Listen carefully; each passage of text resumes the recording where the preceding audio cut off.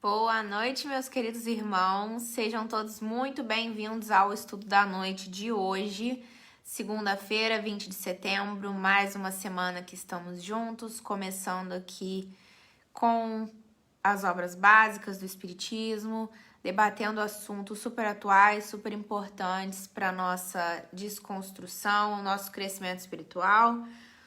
Apareceu aqui para mim que já estamos online, então sejam todos muito bem-vindos. Essa live vai ficar gravada aqui na página. Se você quiser acessar, compartilhar, comentar, revisar o conteúdo estudado aqui hoje, você pode procurar a qualquer momento. E sejam todos muito bem-vindos, né? O tema da noite de hoje, como vocês já sabem, a gente vai falar sobre as guerras na visão do Espiritismo, que tem passagens do Evangelho segundo o Espiritismo que a gente vai conversar e do Livro dos Espíritos, uma parte dedicada só para as guerras. Mas a gente vai falar também um pouco sobre a história da humanidade, porque infelizmente parece que durante todo esse tempo, desses séculos e milênios que já estamos aqui, milhares de anos que a gente tá aqui desde a época dos Neandertais, eu acho, a gente nunca teve um momento de paz absoluta. Sempre foram épocas de conquistas, de brigas, do uso da força, enfim. Então a gente vai conversar um pouco sobre isso, tá? A minha questão aqui não é nem como uma historiadora falando sobre, porque esse não é meu papel de fala, eu não estudei história, mas a gente conhece algumas guerras, então a gente vai comentar brevemente um pouco das motivações humanas, onde a gente se encontra agora na era contemporânea e fazendo também um contraponto com o Espiritismo, beleza? E eu não poderia deixar de falar, claro, eu moro na Polônia, eu moro em Cracóvia, é uma cidade que, assim, sofreu muito durante a Segunda Guerra Mundial, então eu vou falar sobre a minha vivência, sobre o que eu conheço, tá? Minha mãe tá on, seja bem-vinda, Kedirinha, boa tarde pra você, boa tarde, Reiner, e boa noite, amor, que está lá no outro quarto me assistindo. Então, vamos lá. Se a gente pensar na palavra guerra, nesse conceito de guerra, ele é muito mais antigo do que a gente imagina. A primeira datação assim, que a gente tem de registros de organização de exércitos e de estratégias de guerra e de ataques e conquistas, enfim, vem no século V a.C., através do livro A Arte da Guerra, do militar chinês Sun Tzu. Hoje em dia, esse livro ele é muito usado, ele tem várias frases aqui de efeito, várias frases assim, filosóficas que a gente pode, inclusive, aplicar na nossa vida atual. Mas eu acho que hoje em dia ele é mais usado na área financeira, no que diz respeito a você conhecer o seu consumidor, conhecer o seu competidor, enfim, eles meio que não tomaram ao pé da letra a escrita e utilizaram os ensinamentos no dia a dia. Esse Arte da Guerra, do Sun Tzu, eu acho que quase todo mundo já conhece esse livro, ele é dividido em várias seções, assim, conhecendo o seu inimigo, conhecendo o seu exército, conhecendo o terreno, como fazer esse ataque, como que um general deve ser, como que ele deve se portar, com o objetivo de você sair vitorioso, né? Muitas pessoas falam que para você encontrar a paz é preciso você ter um conflito. Então, é muito interessante esse livro, né? Então, falei aqui da área empresarial, então eu procurei algumas frases, assim, o livro é bem curtinho, eu acho que ele tem no máximo 60 páginas, então eu fui descendo, assim, bem rápido, bem pincelado, assim, para encontrar algumas mensagens assim que eu achei interessante. Uma delas a suprema arte da guerra é derrotar o inimigo sem lutar. Então, numa guerra, às vezes você tem um conflito, vamos colocar um conflito, tá? Aqui nesse sentido. Então, muitas vezes você para você vencer esse conflito, não é necessário que você vá nesse embate físico, né?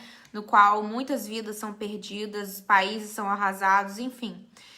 Você pode tentar vencer essa pessoa pela arte da argumentação, né? Da arte do debate, que é como os políticos hoje em dia fazem, né? Alguns deles. Aqui ele também fala que os que ignoram as condições geográficas, as montanhas, as florestas, desfiladeiros perigosos, pântanos e lamaçais, não podem conduzir a marcha de um exército. E aqui eu achei muito simbólico, porque, por exemplo, aqueles que não se conhecem, né, não conhecem o caminho que estão trilhando, você não consegue marchar por ali, né, ganhar aquela batalha. Isso a gente aplica na nossa vida pessoal. Vão vir vários percalços, vão vir várias situações que a gente não está esperando. Então, quanto mais a gente conhecer nós mesmos, né, os nossos defeitos, os nossos embates, enfim, mais a gente vai conseguir trilhar nesse caminho. A minha mãe falou, a Guerra de Troia foi antes de Cristo, durou 10 anos. Então, gente, aí já tem milhares de milhares de milhares. Eu pensei em também colocar algumas das tragédias gregas daquele livro que eu tenho, mas ia ser muita coisa aqui pra gente falar. Mas até hoje se fala, né, no cavalo de Troia, que é um vírus, né, acho que é um spyware, depois o Vitor me corrige aí, que eles usam pra atacar o computador dos outros. Então, veio já desde essa época, né? Não é preciso ter olhos abertos para ver o sol, nem é preciso ter ouvidos afiados para ouvir o trovão. Para ser vitorioso, você precisa ver o que não está visível. Né? Eu achei isso muito interessante também, que a gente dá atenção para aqueles pontos que a gente considera que já tá, assim, é fácil, né? Que a gente não vai ignorar, e aí a gente acaba ignorando nos nossos embates, assim, né? Nos nossos dilemas. E aí, um que eu achei super interessante foi ele falar: um líder jamais deve iniciar uma guerra motivado pela ira.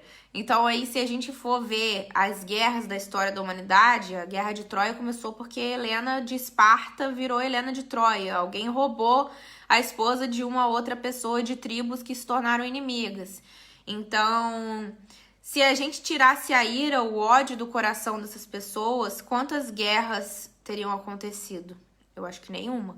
Por mais que os governantes falem, eles tiveram motivações ideológicas, políticas, muitas vezes a gente sabe que simplesmente acontece por causa da vingança, porque povos não perdoaram, povos não se dão bem, povos se acham no direito de usurpar uns os outros e agir pela força. E aí a gente sabe que quando a gente está tomado de ódio, a gente está tomado de raiva, nada de bom acontece. Nada de bom acontece. Então, a gente não consegue raciocinar, a gente não consegue...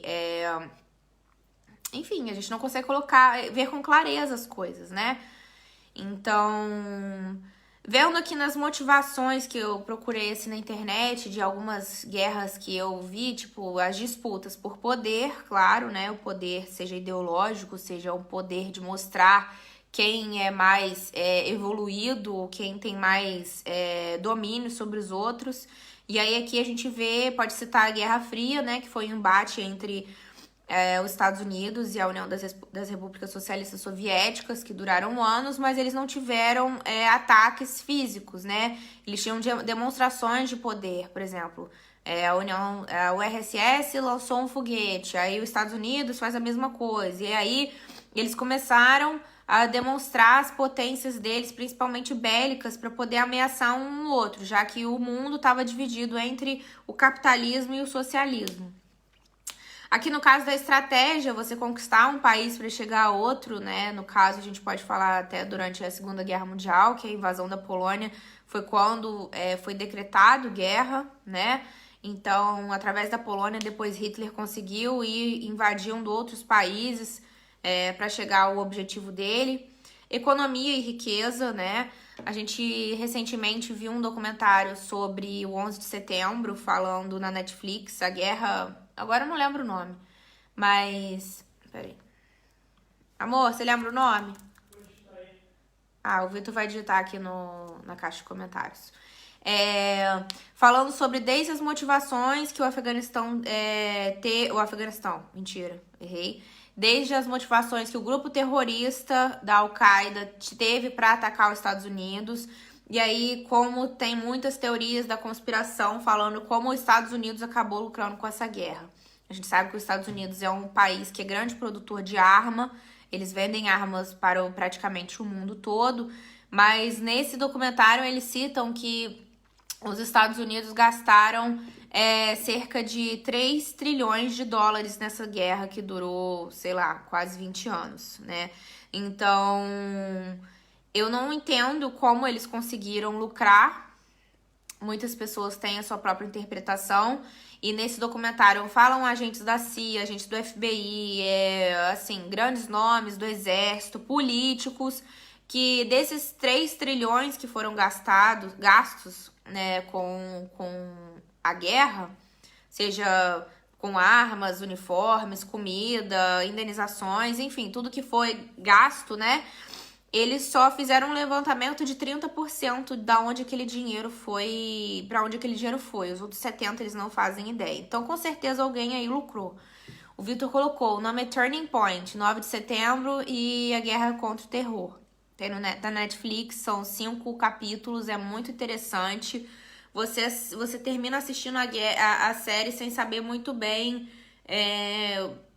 como entender como que é essa luta contra o terrorismo, né? E tantas vidas foram perdidas por causa disso.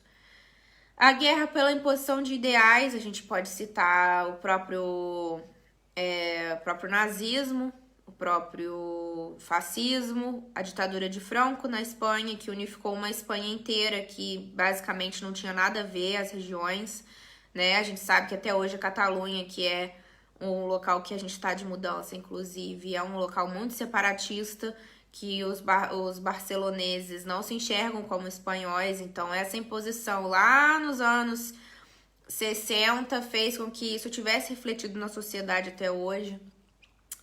Classes sociais, né? A gente pode citar a própria Revolução Francesa, a Revolução Russa, os bolcheviques, os moncheviques. E é sempre a história da luta de classes, se a gente for prestar atenção no que já foi escrito, né, por Marx, por Engels, falando sobre o capitalismo, o embate do capitalismo. E guerras por etnia, religião. A etnia a gente pode citar tantas outras guerras na África que ainda estão acontecendo agora. Infelizmente, muitos conflitos armados por causa de diamante, por causa de lavagem de dinheiro, corrupção. A gente vê que nem só um motivo tá ali, né? Não tem só um motivo. Ele geralmente vai trazendo outros problemas que afetam uma sociedade inteira como um todo. E a guerra da religião, né? A gente pode citar a história da Igreja Católica inteira, praticamente, as guerras santas que tiveram, ou agora a guerra dos grupos terroristas se espalhando pela Ásia, pelo Oriente Médio, falando que eu não sei onde eles leram no Alcorão que tinha que atacar as Torres Gêmeas nos Estados Unidos, mas quando a pessoa tá cega, né, ela tá motivada pelo ódio, como a gente falou, elas simplesmente leem aquilo ali e interpretam do jeito que elas querem. E aí, tantas pessoas sofrem por isso. Eu peguei um exemplo disso, porque muitas pessoas, falando, né, sobre a guerra da religião, muitas pessoas podem ler e interpretar isso, principalmente religiões cristãs, naquela passagem de Mateus que fala que Jesus não veio trazer a paz, mas a espada. Então, muitas pessoas podem acabar se confundindo e tomando isso como uma interpretação literal. Tá em Mateus 10, 34 a 36. No Evangelho segundo o Espiritismo, a gente tem a interpretação dessa frase. No capítulo 23, começa no item 9. Jesus, como nós sabemos, nós espíritas sabemos, Jesus foi o modelo de perfeição que a gente tem aqui na Terra. Então, para começar, ele não seria de forma alguma violento. Ele não incentivaria a violência. Então, esse ponto a gente já descarta. A citação toda não penseis que eu tenha vindo trazer a paz à terra. Não vim trazer a paz, mas a espada. Porquanto vim separar de seu pai o filho, de sua mãe a filha, de sua sogra a nora. E o homem terá por inimigos os de sua própria casa. Então, a gente tem aqui, diversos comentários de Kardec. E aí ele fala... Não estarão essas palavras em contradição flagrante com os ensinos de Jesus? Certamente, né? É uma blasfêmia achar que a gente vai atribuir Jesus a um conquistador sanguinário e devastador. São exatamente essas palavras aqui. Eu estou com o Evangelho aberto lendo para vocês. Então, como é que a gente pode entender isso? Na época de Jesus, a gente tinha muitas falácias, e a gente ainda tem, né? Das religiões se mostrarem... terem mais letra do que aplicação, na verdade. Terem mais falsos profetas, terem muitas demonstrações de religiosidade, mas nenhuma religião em si.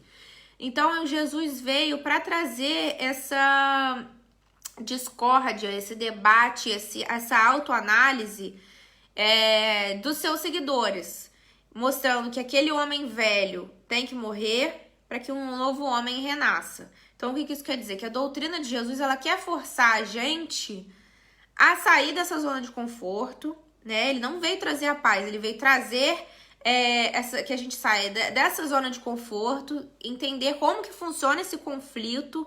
Na época, conflitos de ideias, conflitos religiosos, conflitos, assim, não sei, muito sexistas, mulheres geralmente eram descartadas, não tinham poder, enfim, ou era prostituta. Então, e a gente sabe que Jesus só caminhou junto de criminosos, então aqui ele mostra que pra gente seguir esse caminho da evolução, a gente tem que sair desse local que a gente tá. Esse local pacífico, esse local... Me fugiu a palavra agora. Não é pacífico que eu queria falar. Esqueci, gente. De acomodação. Esse local de acomodação que nós estamos pra gente caminhar rumo à nossa evolução. Então aqui, ó, vamos ver. Na época eles falam os fariseus, os escribas, os sacerdotes do seu tempo. Então, peraí... notar-se que o cristianismo surgiu quando o paganismo já entrara em declínio e se debatia com as luzes da razão. Então, Jesus trouxe esse embate, essa reflexão. Jesus é muito reflexivo, né? Quanto mais a gente pensa, a gente percebe como que a gente tem que agir, né? Porque se a gente não pensar, a gente não evolui. Então, minha mãe tá aí, mãe. Vê aí se eu tô falando tudo certinho. Minha mãe falou também da Guerra do Paraguai no século passado. Eu ia até comentar que eu acho que nós brasileiros, nós somos, assim, muito sortudos. Porque a gente aqui no continente europeu, a gente sabe que, assim, tem umas animosidades entre os povos até hoje. Não gosta muito de inglês, o outro não gosta de italiano por causa de guerra. Porque a história desse povo foi criada desse jeito. Eles sofreram muito, os próprios poloneses hoje em dia. Tem uma... Aí no Brasil a gente tem a expressão que fala corredor polonês. Eu acho, assim, um horror essa expressão, que significava que quando a gente estava na escola ou no ensino fundamental, as pessoas faziam uma fila para bater numa pessoa. Era uma fila de pessoas dos dois lados e passava alguém entre essa fila, entre as duas filas. E só batendo nessa pessoa, como se ele tivesse que pagar ou expurgar alguma coisa, ou só de zoeira, brincadeira, enfim, que brincadeira, né? E a gente sabe que aqui durante a Segunda Guerra, que já foi a segunda vez que a Polônia perdeu o direito de ser Polônia, todos os países simplesmente viraram as costas para a Polônia. Então a expressão vem daí, é um horror. Então aqui fala que essas palavras de Jesus, elas vieram pela alegoria, né, pela figura de linguagem. Então muitas pessoas tomam essas interpretações ao pé da letra. Infelizmente, não tem essa reflexão. E aí falam, daí ao nascerem sem demoras numerosas seitas, né, pretendendo todas possuir exclusivamente a verdade. Então a gente sempre tem essas denominações que falam, não, eu sou cristão, você não é cristão. Você não pode ser cristão, você acredita em tal coisa. Né? Todas as denominações acreditam que são donos da verdade. E não bastaram 18 séculos para pô-las de acordo. Ou seja, a gente já viveu 18 séculos, desde que... 20 séculos agora, né? 21 séculos, que isso aqui foi escrito em 1800. 21 séculos para a gente ainda não entender o que Jesus veio deixar de ensinamento.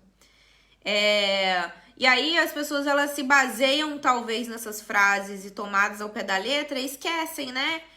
Da caridade, da fraternidade, do amor ao próximo, amar a Deus sobre todas as coisas e ao próximo como a ti mesmo, que foi o básico do ensinamento de Jesus, né? O básico que a gente ainda não sabe.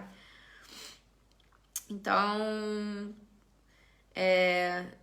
de certo que ela formalmente condena toda violência à doutrina do Cristo. Disse ele alguma vez aos seus discípulos, ide, matai, massacrai, queimar os que não creem como vós? Não. O que ao contrário lhes disse, todos os homens são irmãos e Deus é soberanamente misericordioso. Amai o vosso próximo, amai os vossos inimigos, fazer bem aos que te perseguem, que te caluniam. E ele falou também, quem matar pela espada perecerá. Então, Então, quando Jesus declara, não creais que eu tenha vindo trazer a paz, mas a divisão, o seu ensinamento era esse, não creais que minha doutrina se estabeleça pacificamente, o que não acontece. A gente tem esses embates. Ela trará lutas sangrentas, tendo por pretexto o meu nome. Então, Jesus também já previa que esses irmãos não se entendendo, eles guerreariam.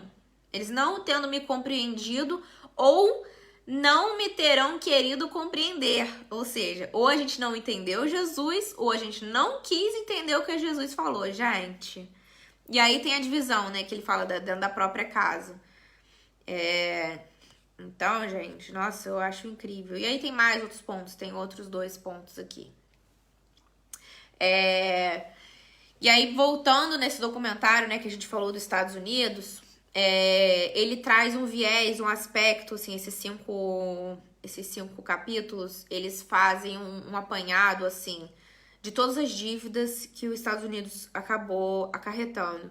Dívidas políticas, porque o que aconteceu? Vou começar do começo aqui, rapidinho. Esse livro é incrível. Svetlana Alexievich, uma ucraniana, ganhadora do Prêmio Nobel de Literatura de 2015. Aqui essa guerra fala dos meninos de zinco. O Afeganistão, nos anos 80, a gente foi invadido pela URSS. A URSS falava que ela precisava levar os preceitos comunistas para o Afeganistão, porque o Afeganistão ele é um país totalmente anticapitalista. Então, a URSS, né, aqui na época, tomou isso como um pretexto. Ah, beleza, vocês são contra o capitalismo, então vamos se juntar a nós. Só que isso foi o que eles falaram para a população na época. Claro, o governo simplesmente mandou jovens, né, de 15, 16, 17 anos para a guerra, falando que eles iam construir um novo Afeganistão. Chegando lá, basicamente, eles obrigaram a todos a serem comunistas e destruíram o país, né? Eles perderam essa guerra porque o Afeganistão ele é um país de muito relevo, ele tem um relevo muito acidentado, de muitas colinas, de muitas montanhas, de fáceis esconderijos. E a URSS na época ela também não tinha tanto dinheiro para conseguir ganhar essa guerra.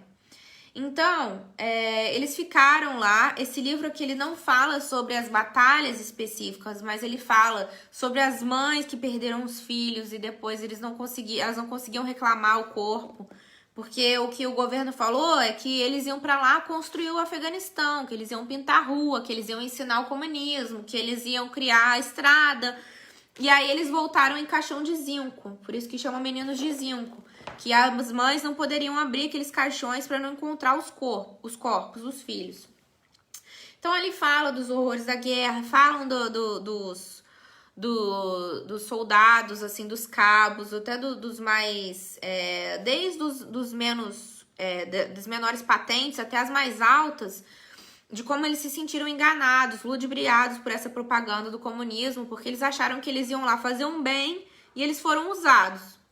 E aí, fala muito sobre os médicos, as médicas, os voluntários que foram lá. Gente, chegaram a um ponto que, assim, você vê tantos horrores na guerra que o povo russo ele já gosta muito de bebida alcoólica. Então, eles bebiam a vodka muito rápido que o governo mandava para lá, para eles suportarem o sofrimento, né? As perdas, as dores físicas, emocionais. Então, eles começaram a beber o álcool dos tratamentos das feridas. Então, os médicos, quando eles tinham que limpar as feridas dos soldados, era com querosene, era com álcool, gasolina, era o que tinha. Então, assim, é muito triste. E aí tá, o URSS saiu desse local, e aí o Afeganistão ficou em paz durante um tempo, e aí os Estados Unidos, claro, por ser inimigo da URSS, falou assim, se eles estão atacando o Afeganistão, o que eu vou fazer? Eu vou me juntar ao Afeganistão. Só que isso, gente, são as justificativas políticas. A gente sabe muito bem que o Afeganistão é um local estrategicamente colocado, que ali ele tem acesso a outros países do Oriente Médio, que tem muito dinheiro por causa do petróleo. Então, os afegãos também não gostaram dessa investida dos Estados Unidos, eles não gostaram dessa presença, dessa prepotência. Não é porque a gente não quer ser comunista que a gente vai querer ser capitalista. Então, por causa disso, e aí eles não contam muito bem eles não entram em detalhes de qual foi a maior motivação do Bin Laden para atacar, fazer um ataque às Torres Gêmeas e tal. Mas o que dá para entender é que, como ele foi treinado também por essas agências de inteligência dos Estados Unidos, ele se sentiu usado, porque ele era um ponto de referência lá no Afeganistão. As pessoas olhavam para ele com um sentimento de, assim, ele era um governante, alguém para ser admirado. Então, ele também se sentiu traído e falou, eu vou atacar os Estados Unidos também. E os Estados Unidos, como ele queria ser parceiro do Afeganistão, do governo, ele deu muita arma, ele forneceu treinamento, e aí tudo aquilo acabou se voltando contra eles mesmos. Então, aconteceu toda essa guerra que deixou, assim, inúmeras dívidas aqui que a gente vai falar, a política principalmente, porque quem atacou os Estados Unidos não foi o Afeganistão. O Osama Bin Laden, ele é paquistanês. Quem atacou os Estados Unidos foi um grupo terrorista. E até hoje a gente não sabe muito bem, aqui na Europa eles fazem, assim, muito alarme, né, porque sempre tem atentados em metrôs, em, assim, grandes capitais, então eles ficam muito alarmados com isso. Então, quem atacou os Estados Unidos não foram o Afeganistão, não foi o povo afegão. Esse povo foi o que mais sofreu, porque o Bin Laden simplesmente jogou ele na boca do lobo. O que os Estados Unidos fez? Então tá, a gente vai pro Afeganistão para salvar os afegãos da Al-Qaeda, do grupo terrorista. Enquanto isso, eles começaram a caçada ao Osama Bin Laden. Enquanto isso, eles inventaram de algum lugar que... O Iraque é muito triste. Que o Iraque tinha armas de destruição em massa e até hoje isso não foi provado. Eles mataram o Saddam Hussein, eles já colocaram mais um povo contra eles. Então, assim, a política internacional em frangalhos, claro. Eu não sabia, mas outros países da OTAN, que é o Tratado do Atlântico Norte, que inclui o Canadá, o Reino Unido, a França, Portugal... alguns países, eles também se infiltraram no Afeganistão para ajudar nessa guerra civil que estava havendo entre o governo do Afeganistão e os grupos terroristas. E aí, nesse momento, tinha a Al-Qaeda. Hoje em dia, a gente já sabe que já outros grupos foram surgindo, né? Na Síria, a gente tem o ISIS, né? Que é o Estado Islâmico. A gente tem o Talibã agora, já... Os Estados Unidos nem acabou de sair do Afeganistão e já voltaram com o Talibã de volta.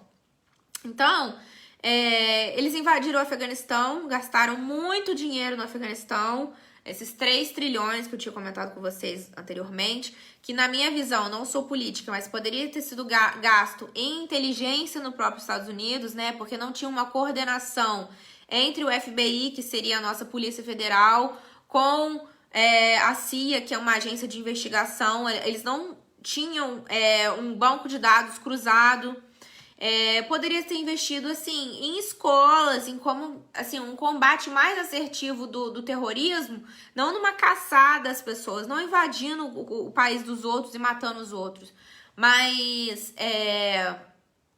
investindo na estrutura do próprio país, né? E aí depois eles começaram a falar que não, eles vão ajudar o povo afegão, a gente vai reconstruir o Afeganistão. E, gente, o Afeganistão tá acabado, eles estão em guerra já tem mais de quantos anos? 40 anos, desde os anos 80, 70.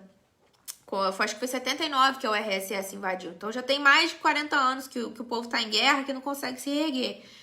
E aí, o que eles fizeram? Eles armaram, eles treinaram o povo afegão. Só que a gente sabe que os soldados também americanos, muito bravos com essa situação de que o país foi atacado, de tudo que eles viveram durante o World Trade Center, né, as Torres Gêmeas, o Pentágono, eles não fizeram a dissociação, eles acham que todo afegão é terrorista. Então eles começaram a esculachar o povo afegão, e a gente sabe que nessas guerras, assim, tem muito abuso, tem muita droga, tem muito estupro, tem muita violência. Então, o povo afegão ali, não vendo a saída, assim, se eu fico a favor dos Estados Unidos, o grupo Al-Qaeda vai acabar comigo. E se eu falar que eu não sou a favor da Al-Qaeda, eles vão acabar comigo. Então, eles acabaram indiretamente incentivando muita gente a entrar para o grupo terrorista. Eles armaram as pessoas, eles treinaram. E aí agora eles decidiram, né, finalmente, é o 4º presidente que... essa guerra tá rolando e eles não tiraram ninguém de lá. Então começou com o Bush, foi pro o Obama, e o Obama foi a época que mais teve ataques de drones no país. Muitos ataques de drones, e aí sim, atacando qualquer alvo, morrendo criança, morrendo grávida, hospital, civil. Então, assim, o país está inflamado de ódio. E agora o grupo terrorista voltou ao poder. E tem mais um detalhe. Antes dos Estados Unidos sair do país, eles não negociaram com o Afeganistão, com o governo do Afeganistão. Eles negociaram com o governo terrorista, com o grupo terrorista, falando, ó, a gente tá saindo, então a gente não quer mais briga com vocês. Então vocês também não atacam mais a gente. No final das contas, eles só pensaram neles mesmos. Porque eles não fizeram nenhum bem pro povo afegão. Eles deixaram essas dívidas políticas que eu falei, dívidas emocionais, porque claramente muitos soldados e cabos, e durante falando sobre as estratégias que eles tinham, eles não sabiam nem o que eles estavam fazendo ali. Às vezes as pessoas só falavam, não, caminha pra frente, vai andando, mas não tinha uma estratégia. A gente vai fazer o quê? A gente vai dominar esse território? A gente vai matar qualquer pessoa que vem pela frente? O que a gente tá fazendo aqui? Eles não entendiam o que eles estavam fazendo lá. Perdas emocionais, né? Quando a pessoa vive a guerra, igual a gente falou aqui nesse livro, que eu recomendo muito, que eu acho que a gente tem que aprender com a história. Gente, os horrores que a pessoa vê, ela se acostuma com aquilo ali. E aí, uma coisa em comum entre esses soldados e os soldados dos Estados Unidos são que os dois falaram, o pior não é a guerra, o pior é quando você volta pra casa, porque você já não é a mesma pessoa. Você não consegue imaginar os horrores que essas pessoas viram, sabe? Pessoais, né? A dinâmica dentro de casa. Oi, Isabel, boa noite. Isso, a gente tá falando exatamente dessa série. É exatamente essa série que a gente tá comentando. Então, essas dívidas emocionais, pessoais, econômicas desse dinheiro que a gente falou, sociais, como é que você reconstrói mais um povo. E, claro, as dívidas espirituais.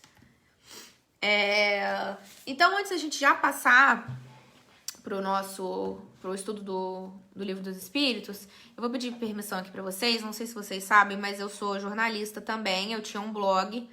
Eu preciso até voltar a escrever. Ultimamente, com essa pandemia, eu não estava muito inspirada. E aí eu fiz um texto sobre quando eu fui a Auschwitz. É um texto, assim, muito difícil de ser lido. É um texto muito difícil de ser ouvido. Mas é um texto muito importante e necessário de ser falado.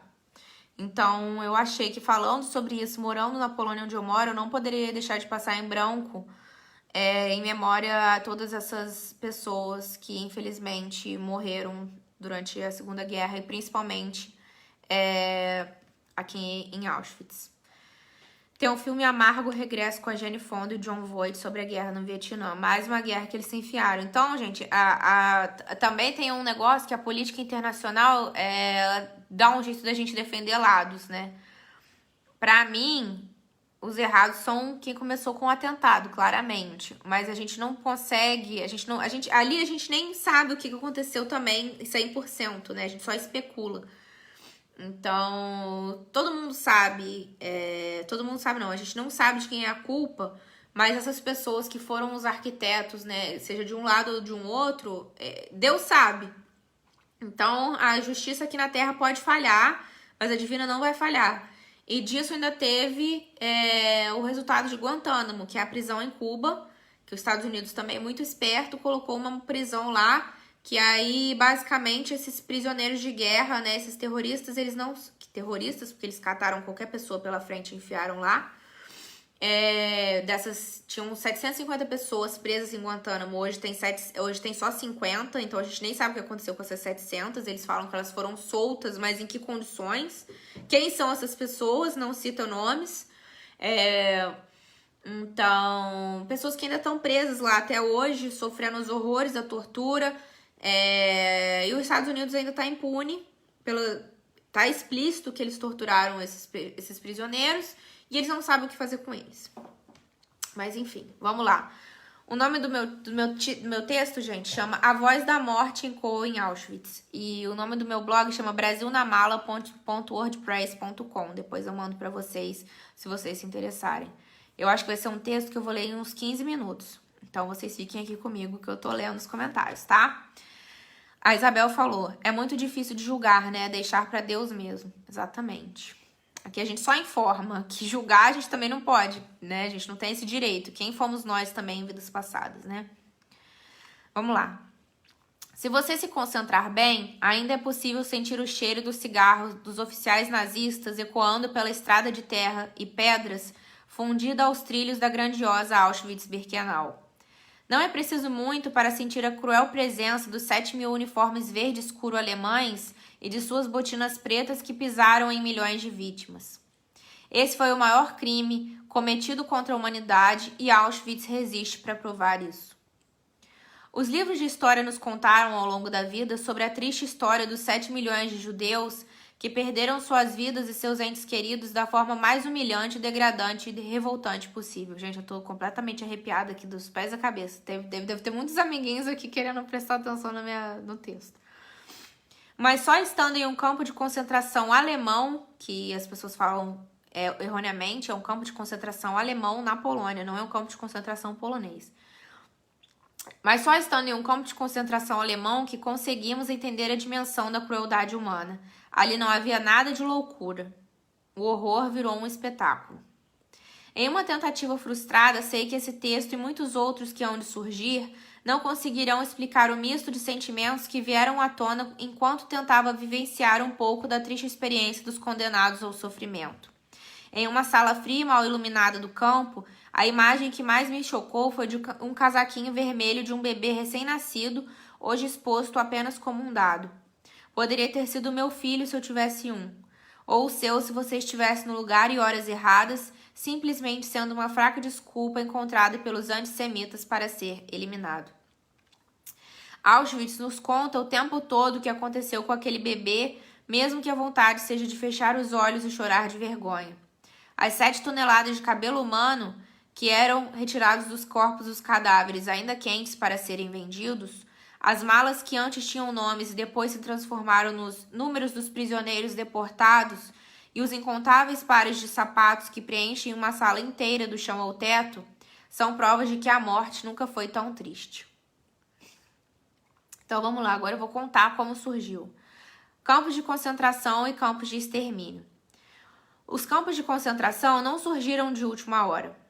Desde 1933, com a chegada de Hitler e do Partido Nacional Socialista ao poder alemão, que foram condenados ao trabalho escravo, judeus, eslavos, poloneses, ciganos, homossexuais, negros, adversários políticos alemães, testemunhas de Jeová e vários outros povos de diferentes nacionalidades e que estavam sob o domínio nazista. À medida que a Alemanha ia invadindo e conquistando outros países ao longo da guerra, foram sendo criados outros sistemas prisionais em cada novo pedaço de terra. Auschwitz, antes Oświęcim, que é o nome da cidade em polonês, Auschwitz eles traduziram para alemão, cidade polonesa cujo território foi invadido para abrigar o campo, foi o maior de todos. E hoje, gente, aqui na Polônia, aqui em Cracóvia principalmente, você consegue um tour, tem tour guiado, tem tour em português, para as pessoas te levarem para você conhecer os campos. E aqui tem uma mensagem, né, numa parede. Nós precisamos libertar a nação alemã dos poloneses, russos, judeus e ciganos. Quem falou isso foi um ministro da Justiça do Terceiro Reich na época. Auschwitz, 14 de junho de 1940 a 27 de janeiro de 45, foi, aí eu botei entre parênteses porque eles ainda existem, é um complexo de 3 campos integrados. Então tem Auschwitz 1, 2 e 3. Auschwitz 1, onde lê-se no portão de entrada em alemão Arbeit Marsch Frei, eu não falo alemão, então desculpem. O trabalho liberta, em tradução literal, serviu como alojamento para esses prisioneiros que a gente citou, cujo número chegou a 16 mil no auge da guerra em 1944. Todos os dias, ao voltar de uma jornada exaustiva de trabalho escravo, homens nas minas, mulheres nos campos, os prisioneiros ainda eram obrigados a carregar os corpos de seus irmãos assassinados pelos oficiais ou mortos pelo frio, fome e maus tratos.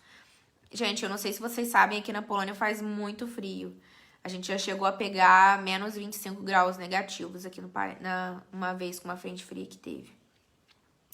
Já em 1941, os prisioneiros foram forçados a construir Auschwitz II, a 3 quilômetros do primeiro, na aldeia de Brzezicka. E em 1942 surgiu o campo Auschwitz III em Monowitz, nos terrenos das fábricas da IG Farbenindustrie. Então aqui tem a entrada de Auschwitz I, eu acho que vocês já viram na internet, aquele portão. Tem muitas fotos aqui, gente. Se vocês quiserem, depois eu mando na íntegra, tá?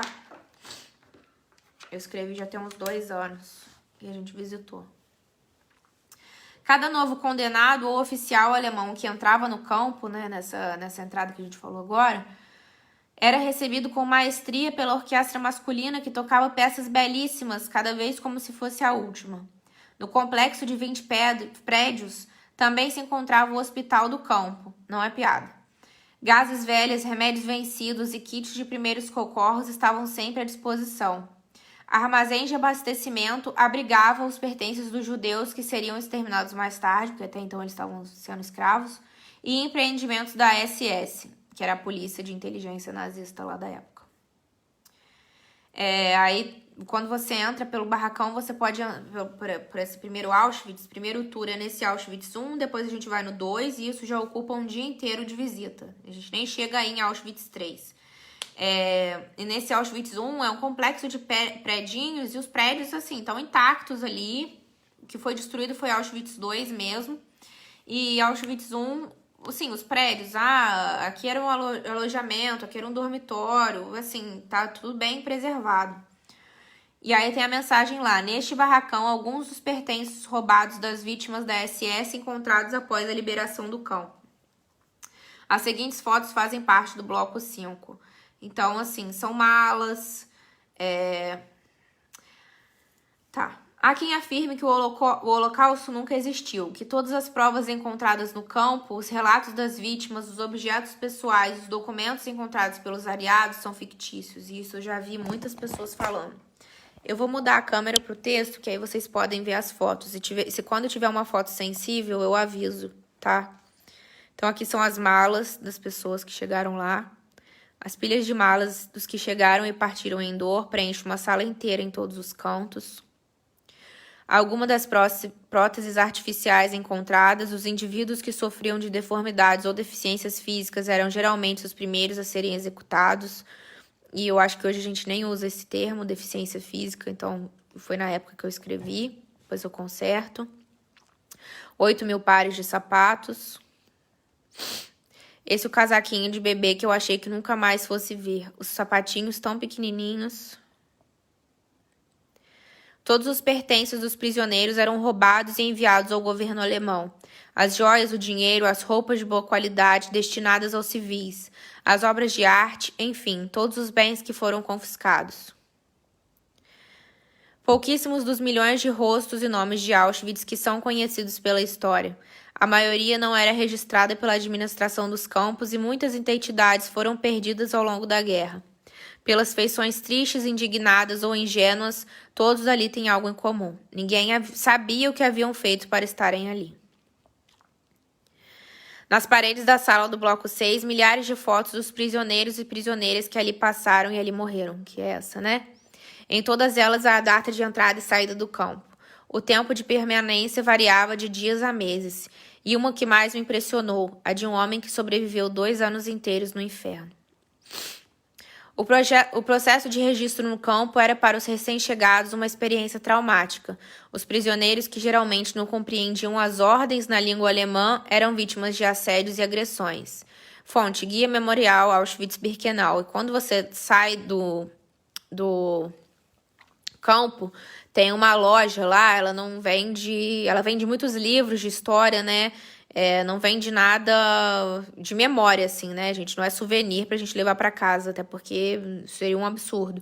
Mas livros de história, livros traduzidos em outras línguas, tinha até em português falando sobre a Segunda Guerra. Então, assim, era um material mais educativo. E aí, com aquele dinheiro, o Museu de Auschwitz Auschwitz continuaria aberto, né? Porque ele não recebe dinheiro de ninguém, ele sobrevive hoje de doações.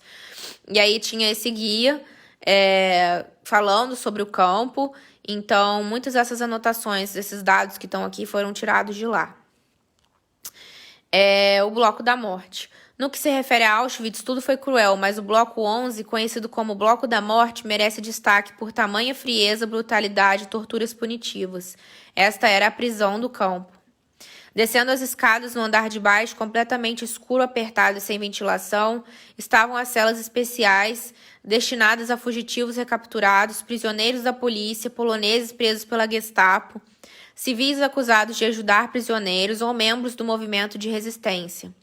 Uma delas tinha 1 metro quadrado e eram colocados 5 prisioneiros ao mesmo tempo, e que pela falta de espaço ficavam de pé, sem comida e água. A tortura poderia ocorrer de 3 a 10 dias.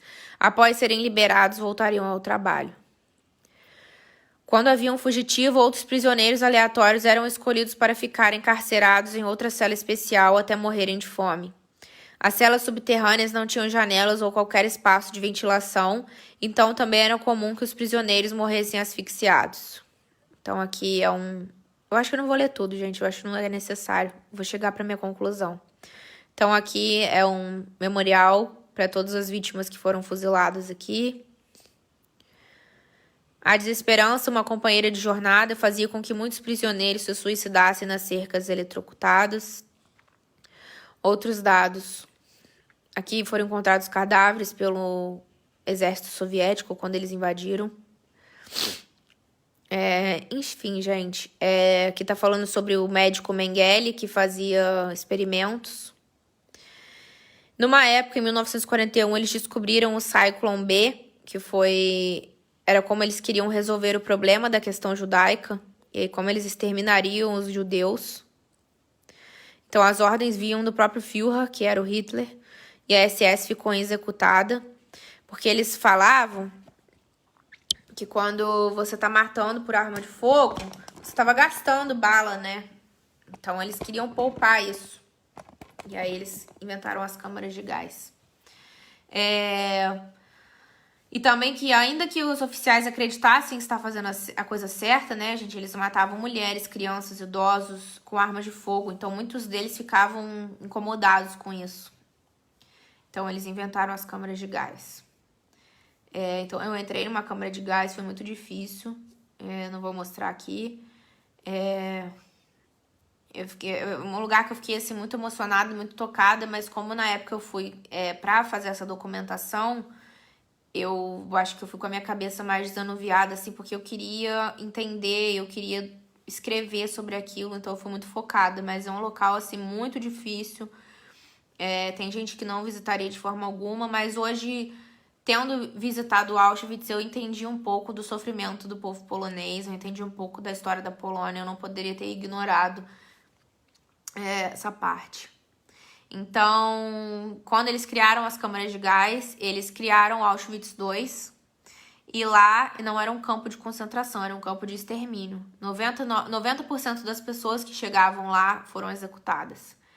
E Auschwitz foi conhecido como o maior centro de extermínio de judeus no mundo.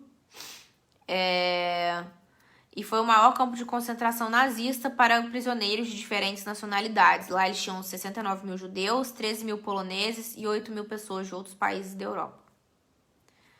Então lá eles construíram cerca de 300 barracões de madeira. Os prisioneiros, né, eles chegavam de trem, muitos morriam no trajeto, claro. E esses trens, eles interligavam várias cidades da Europa. Berlim, na Alemanha, Praga, na República Tcheca, Varsóvia, que é a capital da Polônia, a Auschwitz II. Então, eles arquitetaram tudo, né? Então, essa viagem durava dias. Só 20 a 25% das pessoas que eram transportadas chegavam lá com vida. E quando eles chegavam lá, eles passaram por outro processo de seleção de trabalho para saber se eles continuariam produzindo para o governo alemão, né? Eles faziam panelas, fabricavam de tudo, e o resto já é executado.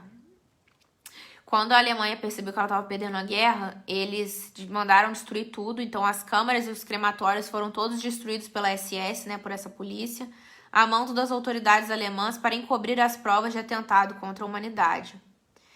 Então, segundo o relatório elaborado em 1943 pelo Escritório de Construção SS do Campo, resulta que o rendimento diário de todos os 5 crematórios de Auschwitz era de 4.756 cadáveres.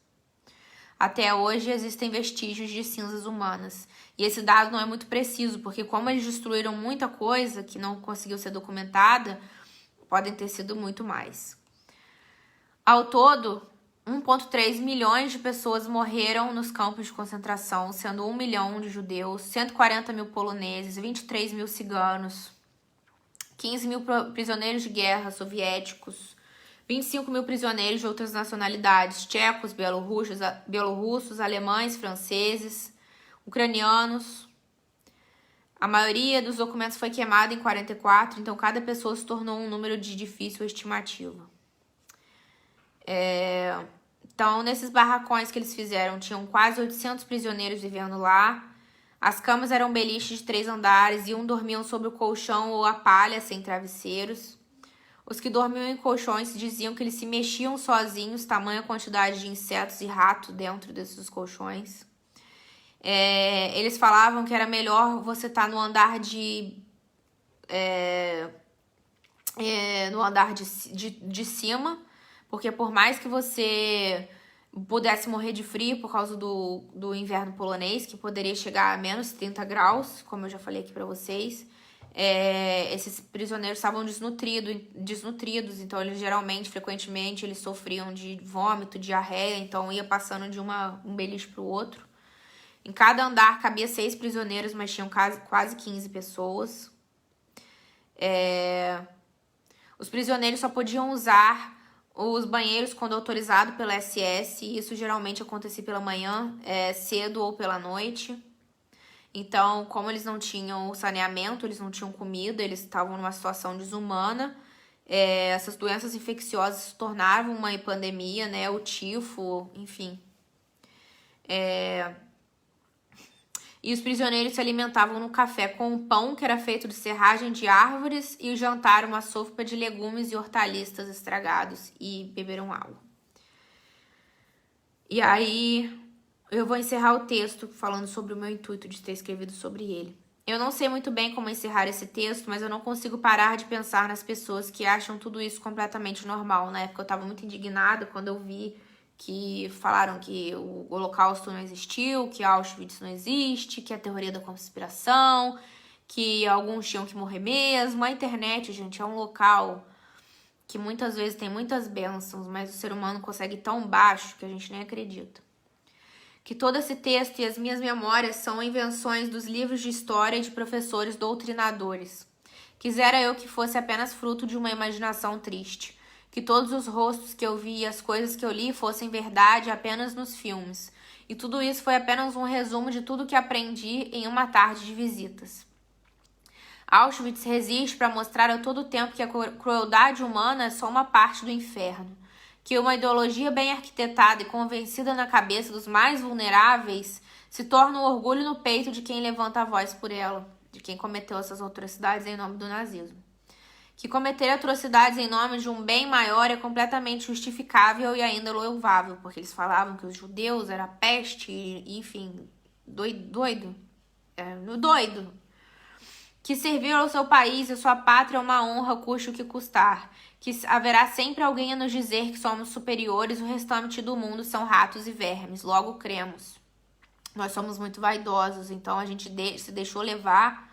Aqui, claro, muitas pessoas ficaram indignadas, mas quantos poderiam ter sido evitados se alguém tivesse se lutado contra? Quantos? Não teve uma mobilização dentro do próprio governo alemão, né? Não é preciso ir longe para enxergar tudo isso. Ainda que a história de Auschwitz tenha escrita há mais de 70 anos, hoje ainda encontramos pessoas que contam piadas, que degrinem, ofendem e humilham o outro. E começando assim que o ódio se agiganta em agressões físicas, ideológicas, extremistas, torturas e até os assassinatos. Em cada pessoa que odeia, existe um oficial da SS. Em cada lugar que não levanta sua voz em ajuda ao próximo oprimido, um novo campo de extermínio. Em cada situação de injustiça, o mal que renasce no peito. Mas sempre haverá um novo dia, uma nova oportunidade de poder ampliar nossa visão e enxergar a realidade como ela é e como nós não queiramos que ela seja, como nós não podemos impor. Só a empatia pode nos salvar do abismo de nós mesmos. Então, isso que eu queria compartilhar com vocês. Aí nos comentários minha mãe tá deixando vários filmes falando sobre a Segunda Guerra. Tem a lista de Schindler. Eu moro, inclusive, atrás da fábrica de Schindler. Já fui lá também, é um passeio super interessante.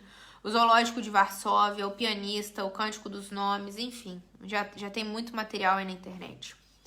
Gente, eu achei que eu ia ser mais rápida, mas agora a gente vai estar com bem pouquinho tempo para entrar na parte espiritual, mas a gente vai entender o motivo disso acontecer.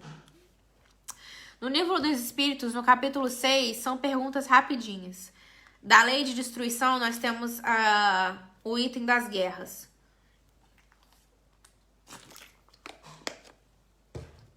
Que é que impele o homem à guerra? A Kardec pergunta aos espíritos. Predominância da natureza animal sobre a natureza espiritual. Então, todas essas que a gente já comentou. E transbordamento das paixões, do ego, do orgulho, de achar que a gente é superior. Aqui foi um caso muito claro de achar de superioridade, né? No estado de barbárie, os povos um só direito conhecem, o do mais forte. Por isso é que para tais povos o da guerra é um estado normal. À medida que o homem progride, menos frequente se torna a guerra, porque ele lhe evita as causas, fazendo-a com humanidade quando a sente necessária. Então, esses confrontos armados e bélicos vão acabar no futuro, quanto mais a gente progredir, porque essas causas vão ser evitadas, né? Quantas vidas poderiam ter sido evitadas nesse caso do Afeganistão que a gente falou, enfim, todas essas guerras que a gente mencionou. Da face da terra, algum dia a guerra desaparecerá? Sim, quando os homens compreenderem a justiça e praticarem as leis de Deus. Nessa época, todos os povos serão irmãos. E aí a gente já imagina, quão longe a gente tá. Porque, nesse caso, quantas dissidências, né? Quantos problemas tem entre essas tribos. Não tem uma cooperação, não tem um entendimento. Ninguém entende que a gente tá num planeta aqui que não tem pra onde fugir, que o planeta é um só. Que a gente teria que lutar pela preservação do nosso planeta, lutar em causas comuns. Isso não acontece. E aí ele pergunta, que objetivou a providência tornando necessária a guerra? Então, Kardec ainda pergunta, por que Deus acha a guerra necessária? Como se a gente estivesse no lugar de questionar Deus, né? E eles respondem, a liberdade e o progresso. É muito difícil da gente entender o que quer dizer a liberdade e o progresso aqui nesse ponto. Então, ele fez até uma segunda ramificação, uma segunda pergunta que faz um link com essa. Desde que a guerra deve ter por efeito produzir o advento da liberdade, como pode frequentemente ter por objetivo e resultado a escravização? Escravização temporária para esmagar os povos, a fim de fazê-los progredir mais depressa. Então, tem um motivo. Tem um motivo, a gente tem que fazer de tudo para conseguir entender esses conflitos e evitá-los.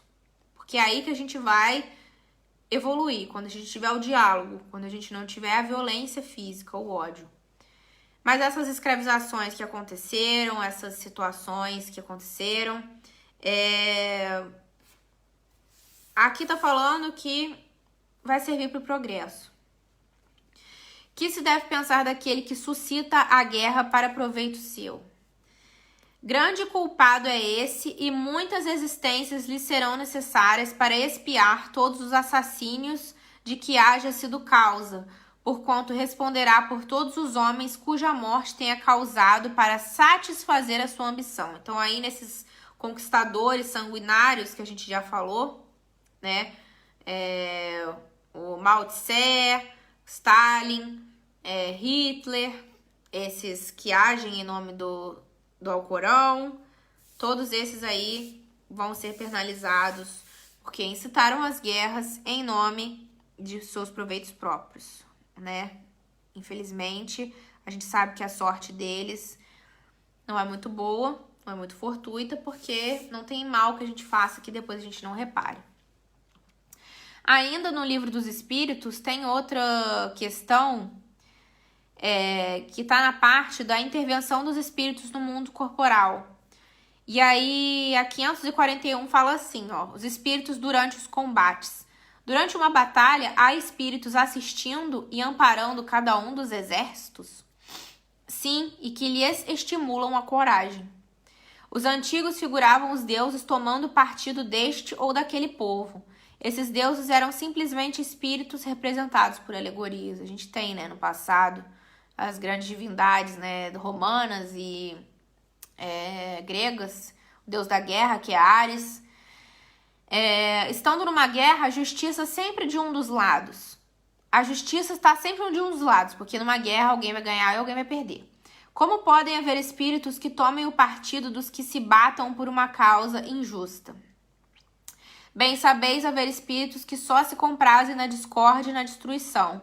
Para esses, a guerra é a guerra, a justiça da causa pouco os preocupa. Então, um lado tá certo, tem a verdade, né? E aqui a gente sabe que tem espíritos mais inferiores que vão se comprazer na desgraça, vão se comprazer na violência. Esses aí que pegam a arma sem pensar duas vezes e assim, acabam com uma vida sem pensar duas vezes, provavelmente foram esses conquistadores de encarnações passadas. Porque eu acho que qualquer pessoa assim, que a gente conversar não vai achar normal tirar uma vida, né? E aí, esses que se comprazem, quando desencarnam, vão continuar nessa condição, a não ser que se arrependam profundamente e comecem a espiar esse mal. Mas até entender que tá fazendo errado, depende da boa vontade do espírito, né? Podem alguns espíritos influenciar o general na concepção dos seus planos de campanha? Achei essa interessante. Sem dúvida alguma, podem influenciá-lo nesse sentido, como em relação a todas as outras concepções. Então, gente, no tumulto dos combates, que se passa com os espíritos que sucumbem? Continuam após a morte a interessar-se pela batalha? É que a gente falou agora. Alguns continuam a interessar-se, outros se afastam. Dá nos combates o que ocorre em todos os casos de morte violenta. No primeiro momento, o espírito fica surpreendido e como que atordoado. Julga não estar morto. Parece-lhe que ainda toma parte na ação. Só pouco a pouco a realidade lhe surge. Depois que eles desencarnam, aqui falam que eles veem como esses motivos de briga, essas guerras eram banais. Esses conflitos eram banais. Então eles meio que, infelizmente, terminaram aquela existência ali de forma trágica, tiveram seu livre-arbítrio, mas com o propósito de, na próxima existência, espiar aquele mal, né? E eu vou encerrar com uma frase de Dalai Lama. Eu não sei se vocês conhecem, mas também teve o genocídio tibetano. O filme 7 anos no Tibete, que eu assisti essa semana, foi que me deu vontade de falar sobre essa palestra, o tema dessa palestra essa semana. E aí, o Tibete sempre foi uma região independente, lá tem muitos monges budistas, e eles vivem ali exclusivamente para religião, para adoração, para espiritualidade, para a meditação, povos muito pacíficos. E aí a China, quando teve a Revolução Comunista, eles queriam anexar o Tibete de qualquer forma, porque aquilo ali eles falavam que era um território chinês. E eles queriam que os tibetanos se curvassem ao general chinês, né, ao imperador chinês, o Mao Tse. Então, eles não queriam, porque para eles, para os tibetanos, o caminho deles é Buda, é o Dalai Lama. Então, o caminho da iluminação é o Dalai Lama. Eles não queriam se sujeitar a ter nenhuma influência política externa. Eles só queriam viver pelo autoaperfeiçoamento, pelo caminho da iluminação. Então, assim, não teve um conflito armado por parte de um monge. Os chineses simplesmente atacaram a Lhasa, que é a cidade lá do Tibete, e forçaram todos eles a servirem ao governo chinês. Hoje em dia, o Dalai Lama dessa época, Ele ainda tá vivo, ele tá exilado na Índia e ele não pensa em voltar à China porque para ele os tibetanos só vão responder ao próprio Dalai Lama e eles têm os preceitos religiosos deles e o que eles queriam é só a autonomia de acreditar no que eles quiserem. E a China não quer isso, ela não vai impor isso. Então, eles não reagiram, eles entenderam o destino deles, eles não tiveram um conflito, né? Teve um massacre. E aí ele fala, o Dalai Lama fala, e aí ele, até nesse filme ele também comenta isso. Por um lado, ter um inimigo é muito ruim. Perturba nossa paz mental e destrói alguma de nossas coisas boas. Mas, se vemos de outro ângulo, somente um inimigo nos dá a oportunidade de exercer a paciência. Ninguém mais do que ele concede a oportunidade para a tolerância.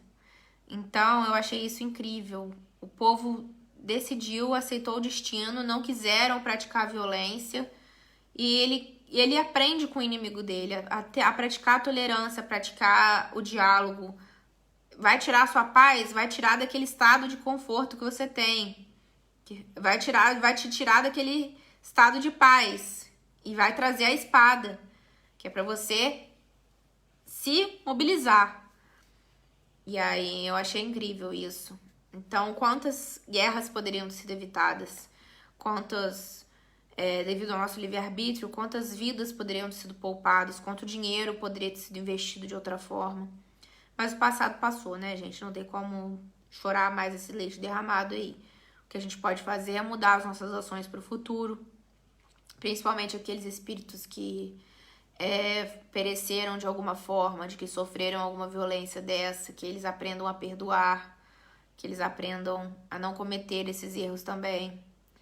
E que essas pessoas que estão no poder, os detentores do poder, eles estejam iluminados. A gente tem que pedir muito por eles, para que eles tomem as decisões certas, para que eles não caiam no caminho da violência, que as coisas sejam resolvidas de forma diplomática, né? Para que essas guerras um dia deixem de existir aqui na Terra. Gente, passei 5 minutos da minha hora, vou encerrar. Quinta-feira a gente também tem live aqui na página com o papai, ele vai falar sobre obediência e rebeldia, 3 horas aí no horário do Brasil, 20 horas aqui na Polônia. E vamos encerrar nosso estudo, que foi bem longo, muita coisa pra gente pensar.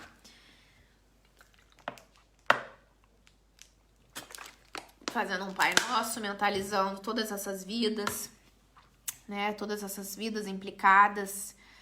Enfim, que a gente traga um pouco de luz e reflexão para elas, né? Minha mãe falou das guerras napoleônicas, também comentou. São causas humanas, não divinas, exato, e foi excelente. Eu que te agradeço a companhia aqui, né, Kedirinha? Me ajudando.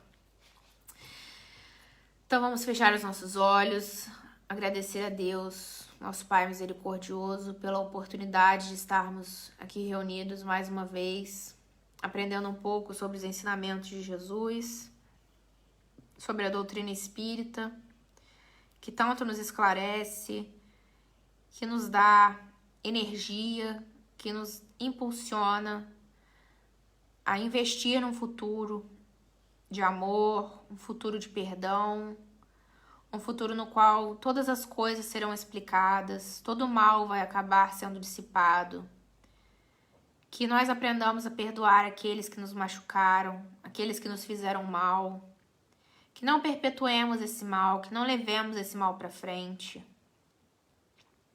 que aprendamos com as diferenças, que aprendamos a respeitar, a ter empatia pelo próximo.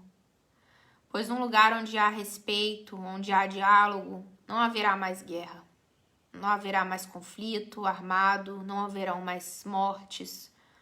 Enfim, Senhor, dai-nos essa sabedoria para que consigamos enxergar e colocar esses ensinamentos em prática, tanto na nossa vida pessoal, tanto vibrando para que os governantes do nosso planeta tomem decisões que sejam benéficas para todos nós. E assim encerramos essa prece da noite de hoje. Despeça-nos em paz, abençoe a nossa casa, dizendo graças a Deus.